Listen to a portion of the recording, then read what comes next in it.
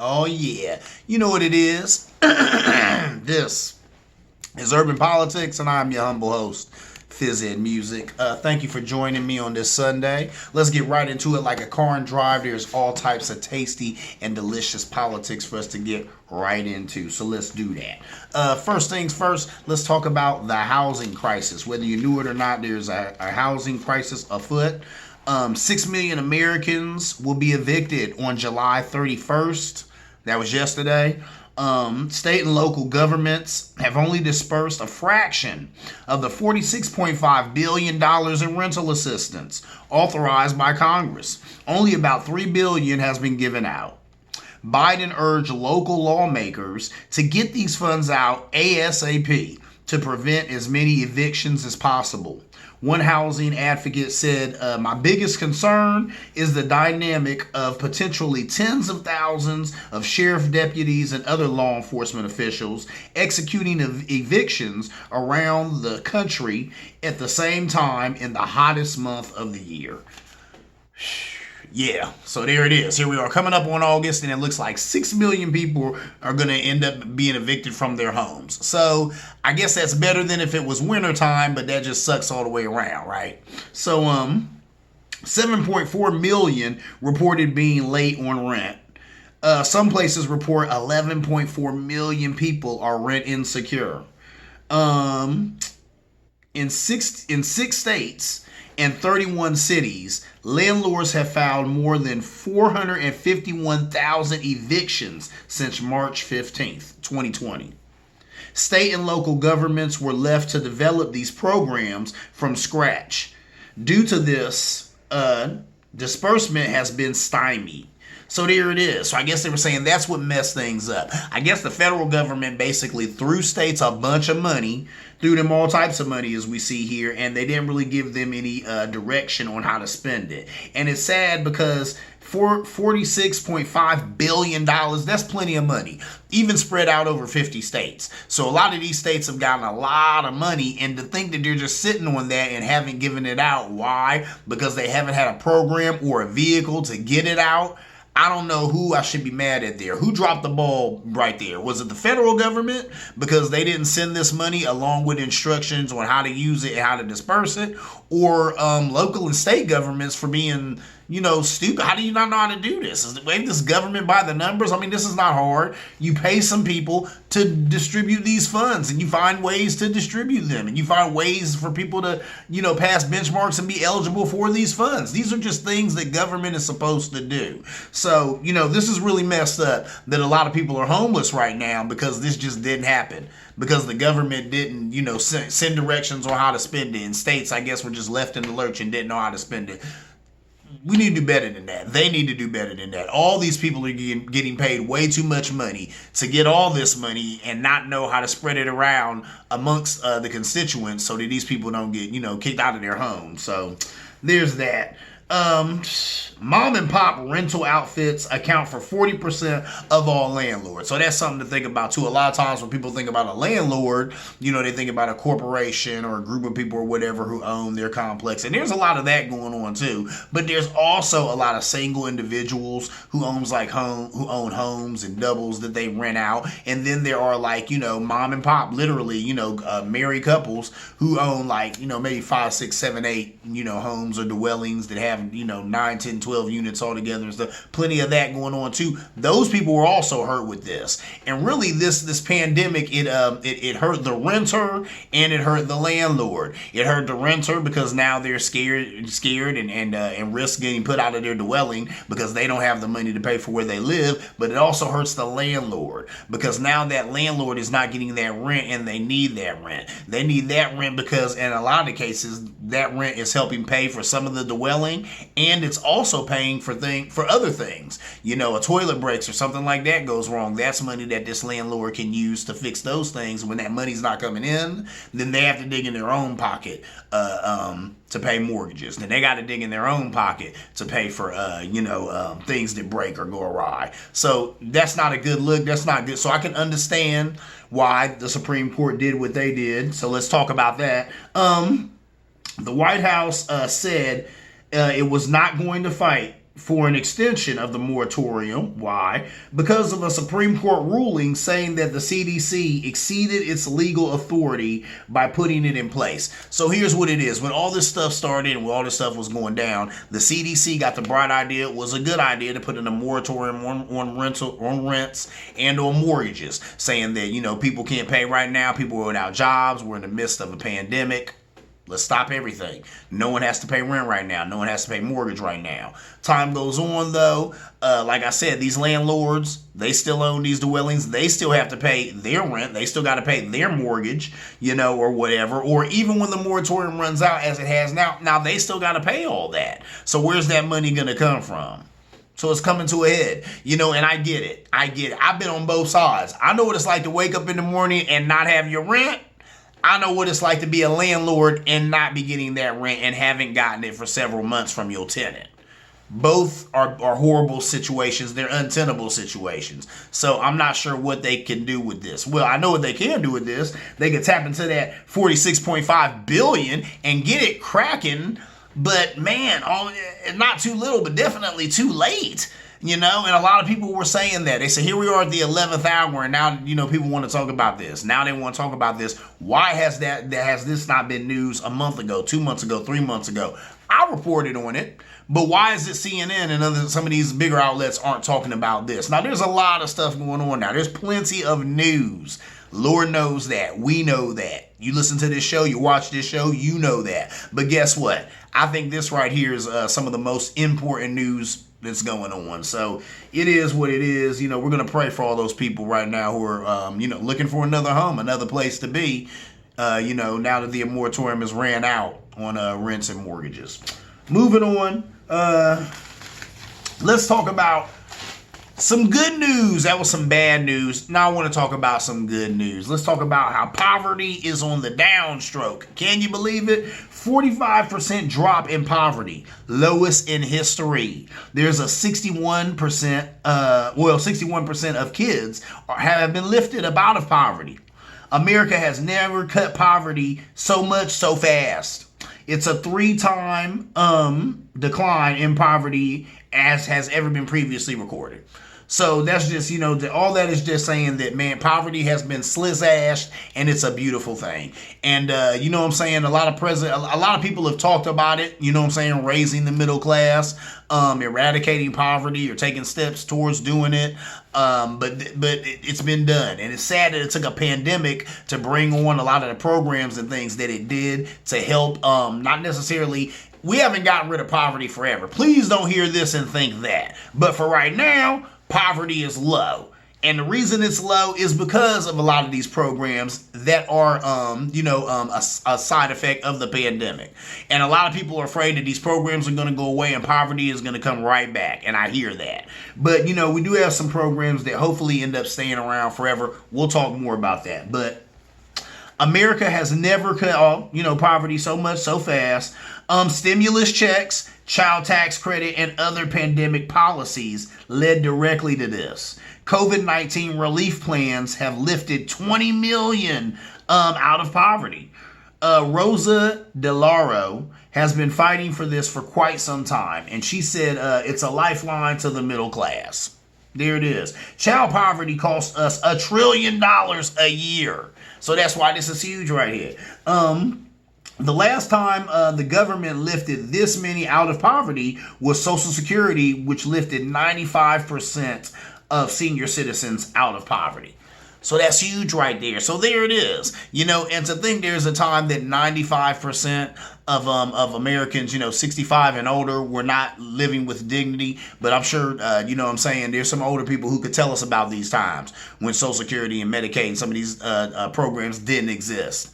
And how were they faring? How good were they doing? How good were they not doing? So that's good right there. And to think that they were like the highest genre of people to have poverty or to be in poverty, and they got lifted up out of that with what? A program from the federal government. So there it is. Me and my dad were having a conversation, and I was telling him that a lot of people aren't necessarily digging, they're necessarily digging well, not communism, but capitalism.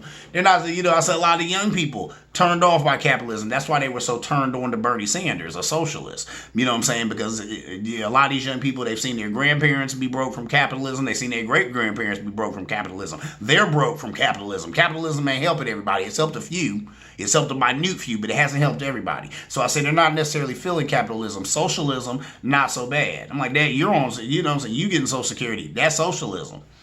There you go. Chris Matthews had talked to, I think he said it was Switzerland or one of them, that's basically a capitalist society that has a lot of socialist programs.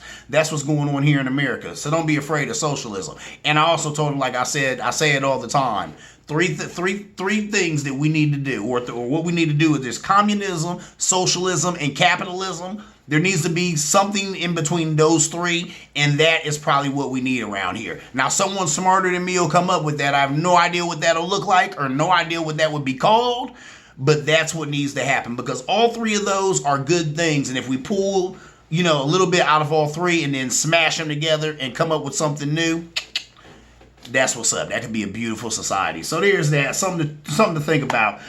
Moving on, let's talk about Trump. Got to. That guy is not president, but he still dominates the news cycle. I give him that, man. I tell you, when I'm outrage, you know what I'm saying? He no one perpetuates fake outrage like this guy. He stays in the public eye. His followers, you know what I'm saying? I mean, they are Klingons. They are fanboys and gals to the end. So, yeah, we got to talk about him. And a lot of these guys, they won't let him go away. You know, they won't let him go away. Now, he is no kingmaker, but you'd think he was, wouldn't you? You know, and he definitely tries to paint himself as a kingmaker, but obviously he's not. Why do I say that? Well, let's talk about it. His PAC pumped, $348,000 into a GOP primary after a Texas loss to avoid going 0-2. So that's 0-2. It's a little sports analogy there they were using for that. So, Mike Carey is running in Ohio's 15th congressional district. The largest last minute ad buy by the MAGA Action PAC, the Make America Great Again Action PAC, was made the same day another Trump-backed House candidate, Susan Wright, lost in a special election in Texas' 6th district. Another loss so soon by a Trump-endorsed candidate puts a serious dent in Trump's aura of invincibility. So, of course, I got that from the person writing that article, but I thought that was a perfect way to put it right there. So here it is that this guy has billed himself as a kingmaker. He got everybody running down to Mar-a-Lago to kiss the feet of Lord King Trump. He endorses this lady, Susan Wright. Now, I talked about her on the show. She was the wife of a man who passed away. So I think that's the only reason she had really got all the votes that she got.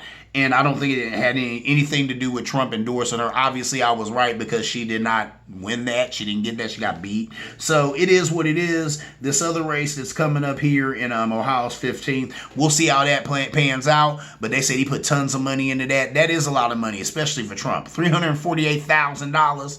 Here's a guy who doesn't pay for anything, won't even pay Giuliani back, does not believe in paying workers. And he's paying $348,000. They helped this guy get in there. Why? This don't even have anything to do with Mr. Mike Carey. This is all about Trump and wanting to be able to say, yes, I'm a kingmaker. Yes, I'm the one who says who's going to win that election and who won't win. That's all he has, you know, and he's always threatening retribution on his enemies. Well, how does he get that retribution if he's not a kingmaker? If he's not the guy who can prop up a candidate to primary you and get rid of your position or beat you out for your job, what value does he have? You know, what makes him scary? What makes him a force to be reckoned with? So he really needs this to pull off for him. So we're going to see if he pulls it off. I don't think he will. I don't think that guy's going to win. Now, I don't know a lot about him at all, but you know what I'm saying? I don't think he's going to win. So we'll see. I'm going to follow that race a little more closely than I have been following it, and I'll report back next show or show after that. And we're going to see what goes on with this guy. But anybody getting in bed with Trump, Nah, you know what I'm saying? You're cruising for a bruising, sir. So we'll see what goes down. Let's talk about Susan Wright, though. She lost in a runoff against a guy named Jack Ellsey, Ellsey. Now they say that guy is not a Trump hater. He didn't necessarily wrap his arms around Trump. They say like her, but he's a trumpeter too. You know what I'm saying? He's a conservative and he's down with that QAnon wing of the party. This is what I hear. Once again, if I'm wrong about this, you know you in the pushback zone. Always feel free to push back. But there's that. Trump held this is all the stuff, and here's the reason why it's real messed up that this lady lost her election, because Trump, he really tried. He really gave it his all. Let's hear what his all was. Trump held 2 teletown halls for her and taped a robocall for her, making the loss more painful. So think about that. He held 2 teletown halls. Now, you know what a town hall is. Everybody comes out to the town hall, the candidates there, and they can ask him or her questions in real time and get their questions and concerns dealt with. You know, right there, face to face, FaceTime with the candidate. No, that ain't even what this was. 2 telecalls, so he phoned it in, literally. But he did it twice. So he had 2 telephone town halls, which can still be productive. I've been to those too, and guess what? That's cool. Whole bunch of people sitting around the table. You got the candidate or whatever right there on speakerphone.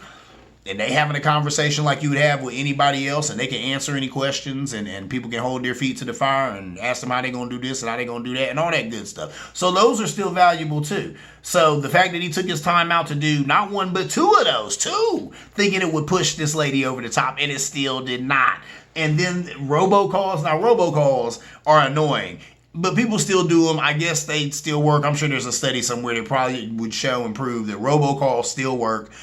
I guess that's why people do them. And you know what a robocall, you can hello, this is such and such. You should vote for such and such because such and such, such and such.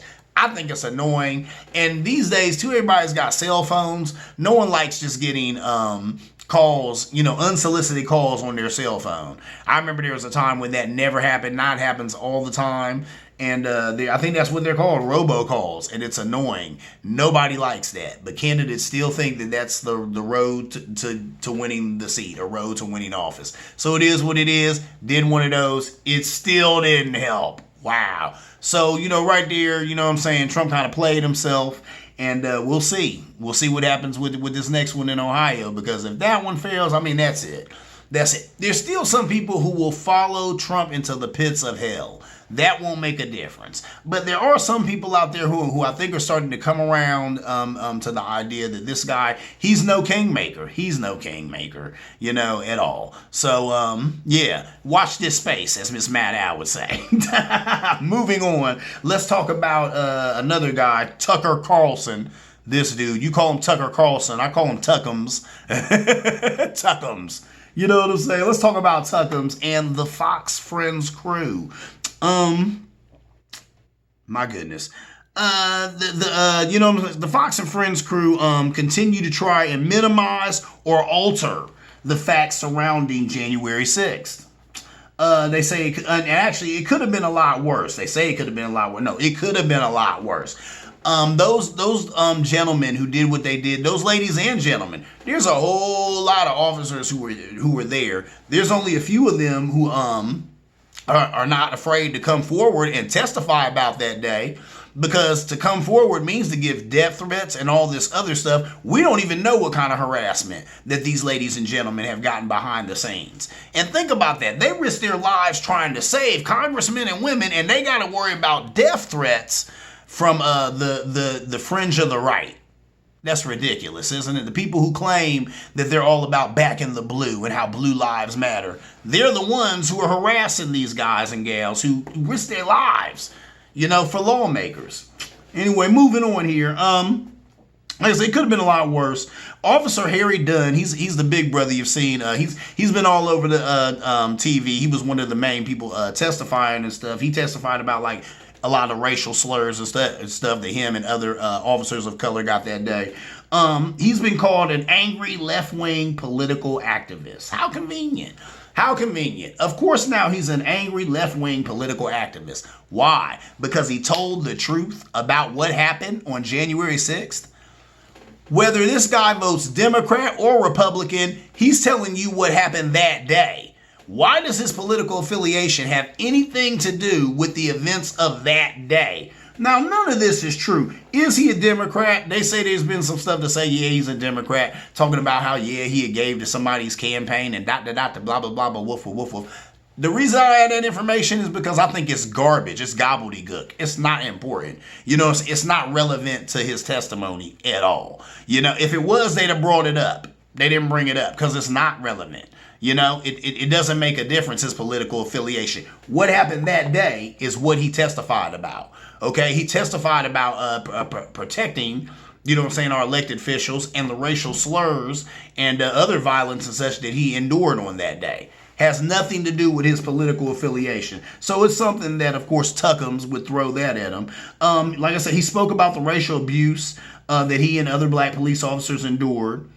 His lawyer had tweeted how, because, you know, after Tucker Carlson, you know, gets on here and says all these things about him, calls him an angry left-wing political activist, his lawyers, you know, after that segment tweeted, they tweeted how he and his fellow officers would lay down their life for anyone, Republican or Democrat. I'm paraphrasing. You can go look all this up on Twitter and such. And how a lot of these people were Tuckums fans. Exactly. And he said that a lot of these people are fans of yours, Tucker Carlson. These are your people. Just like they told Trump when the riots was going on, Mr. President, or Andrew McCarthy told him that, Mr. President, these are your people. Yeah, you know what I'm saying? These are your people, Tucker. But he knows that. That's the reason why he wants to talk to them. And he wants to try and take away all human sympathy or empathy that people would have for these gentlemen who did what they did, protecting lives. So to do that, to take it all from him, he's just a left-wing activist. You know, that's what he is. You know what I'm saying? He's just an angry left-wing political activist. Everything he's saying is politically motivated. None of that happened. You've seen it happen with your own eyes. It was recorded. You know what I'm saying? The revolution was televised. That revolution was televised, you know? It was a failed coup. But it was a coup nonetheless, and it was on TV for the world to see. But yet this guy is an angry left-wing activist. Come on, man. How convenient. Every time something like this happens and you say something that the right doesn't like, Tucker Carlson's and your Laura Ingrams and all them folks over there at Fox and Friends, they come out the woodwork to just say, yeah, well, he's a leftist. Well, he's a rhino, Republican in name only, and he's this or she's that. So it's garbage, man. And I hope some people see through it.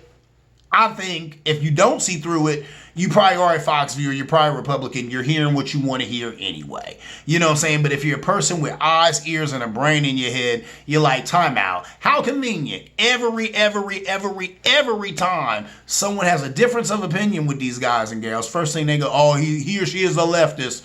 Oh, they've been a Democrat for years. They've been a secret Democrat for years. Really? Really? Just because they're saying something that you don't agree with? Anyway, moving on. The guys' names, so who you've seen on TV, Harry Dunn, David Laufman, Mark Zaid. I just want to, salute those gentlemen, tip my hat to them. Now, there's plenty of other, like I said, men and women who risked their lives that day, and you can go online and check out all their names too. But these guys are the guys who you've seen on like CNN and stuff like that. So I just, want to, give them a vote of thank you. You know what I'm saying? Thank you from a citizen, such as myself. Thank you, because they got it in that day, and it could have been drastically worse. What if the one guard who looked to the left and see all the Congress people in there doing their thing and then looked to the right and then led those people to the right? What if he had led them to the left? See what I'm saying? What if some people bought it that day? What if they had found Nancy Pelosi that day? What do you think they would have done to her? What if they had found Mike Pence that day? What do you think they would have done to him? It could have been a lot worse. It was bad. Oh, it was a bad day. That was a bad look for America right there. That was a horrible day. You know what I'm saying? That was the day the democracy almost died. Almost. It was close. Almost died, but there was some cats who held strong, and you know what I'm saying, and they kept the resolve, and guess what? Things still got done, right? You know what I'm saying? We still had a certifying of the votes. Joe Biden is still president. But that's only because there were some men and women there who were not afraid to stand strong, and these are three of the men. Like I said, we thank you for that. So that's what's up. 500 people have been charged criminally so far, and 5 people died. People have wanted to go on and on about, oh, well, the one guy, he didn't even die there. He died because of the stress or whatever, and he wasn't there, and then blah, blah, blah, blah, blah. I don't want all that, man. Get out of here. Those people's deaths were in connection with that heinous and horrible event. Let's go ahead and have that investigation. A lot of people don't want to have it. Why? Jim Jordan, Kevin McCarthy. These guys are implicated. They are implicated. They're going to end up being witnesses. And the brother who's doing the whole thing, he even said he's got subpoena power, and he said he will use it. He said he will use it. That's interesting. So we're going to see where this thing goes. But that's what he said. He said he will use it. So when Mr. Jim Jordan says, hey, I'm just not going to come and testify, they're going to come and testify, I just won't go. Oh, you ain't going to go? Well, now you can be arrested and drug in here to testify. They call it subpoena power. So we're going to see what happens with that. Mr. McCarthy, when he said, I just won't go. Because you know the GOP is good for that. They're good for that. They love to blow this type of stuff off. And they call me and testify, I just won't go. I'm just not going. Okay, you just ain't going. And then you're going to jail. You coming to testify in cuffs. You know, one way or another, we're going to get that testified. You know what I'm saying? We're gonna get that statement one way or another. So we're going to see what happens with this thing. But boy, is that juicy. Anyway, moving on to the last thing I want to talk about before I talk about my IPA of the week. Let's talk about Mrs. Simone Biles and really how I just think black women are being attacked. Just, you know, all over the place in the media. You know what I'm saying? And why is that? Well, let's go through the list here. Venus, Serena, they've been getting it in on the tennis courts for years, right? But they always get all types of extra scrutiny. I remember seeing the one sister in a conference, and she had talked about how she said, I get sick of doing these matches, and I sit here and I get critiqued and scrutinized by people who can never do what I do, who have nowhere near, my athleticism or athletic ability or capability, and then you want to sit here and talk all this stuff. So I'm not in the mood for this. I don't want to do this. You know, and I think she got up and left. Some of that. I mean, doesn't that make a lot of sense? It's like people coming at you crazy. They can never do what you do. You know, they can never do what this lady does. But yeah, y'all want to sit there and scrutinize her and talk all this stuff to her. She ain't got time for that. Get out of here. So, you know what I'm saying? That I'm sure both of them get sick of that. Kicking sisters out because of increased testosterone levels. Okay, I get it. Testosterone is usually produced by men. Men have all the strength. With testosterone, you probably would be enhancing your performance, making you a faster runner, a faster swimmer. Okay, whatever. Even though some people just have higher testosterone levels than other people, and it doesn't necessarily give them an edge. But whatever. There's that, but there's something else that they always want to throw up at a sister to make her ineligible or something. Testing positive for marijuana. That's what happened to Miss Richardson. Okay, come on. You know what I'm saying? Now, I like the way she handled that with grace and dignity, and she went ahead and just accepted it. You know, like the rules are the rules. I broke the rules. It is what it is. With that said, the same thing happened, I want to say, to Shaun White. And at first they took all his medals and Shaun White is a snowboarder, and I'm not hating on him at all. And I'm not even making this racial. It's just the same situation. He tested positive for marijuana. At first they took his medals, but then when they reviewed it, they were like, well, all we found was marijuana. He didn't take anything to enhance his performance. And then people were making jokes. Well, the fact that he could be that good and he was high, he probably deserves another medal. But anyway, they gave him all his medals back. So you see what I'm saying? So why has it got to be different? You know, what is the difference between Miss Richardson and Mr. White? You know, give me some pushback. Let me know what you think. What is the difference between those two individuals? Penalizing single moms for their child care needs. I mean, that's just like disrespectful to women. Come on. You know women birth are young. So why would you do that? You know what I'm saying? Ladies are mothers. Come on now. So even though they're athletes, some of them are coaches, they're still mothers. You know, why would you not provide a space for their children or make that a big deal or make that an issue? There's nothing new about that. We all came from a woman, right? You know what I'm saying? We were all birthed from a woman. We already know how this thing goes. Why is it that the Olympic Association wants to act brand new and act like they don't know that women are probably gonna have some childcare needs? And why would that be an issue or a big deal? It shouldn't be.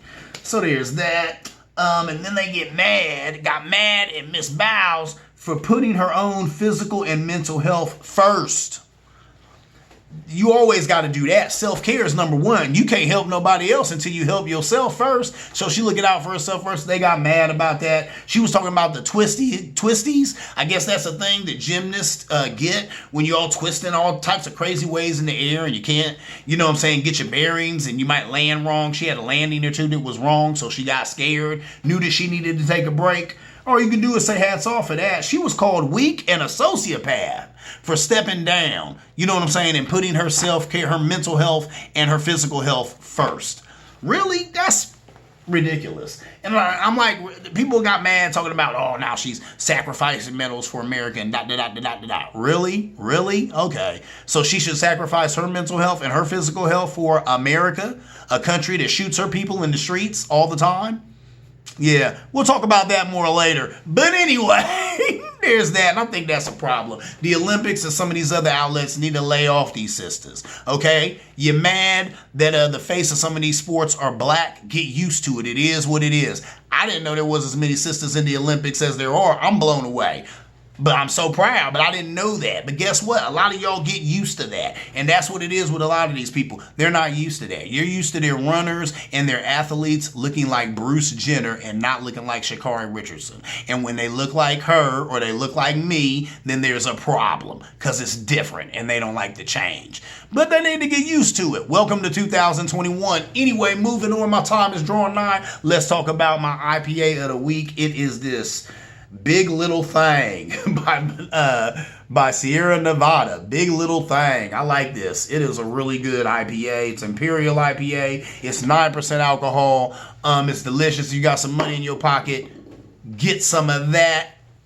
That is my time. Urban Politics. Always holler at me in the pushback zone. There's an there's an Urban Politics Gmail. Let me get on. I'm doing some things around. There's some technical things I'm getting together. Holler at you, let you know. Always, or as always, see you around like a donut.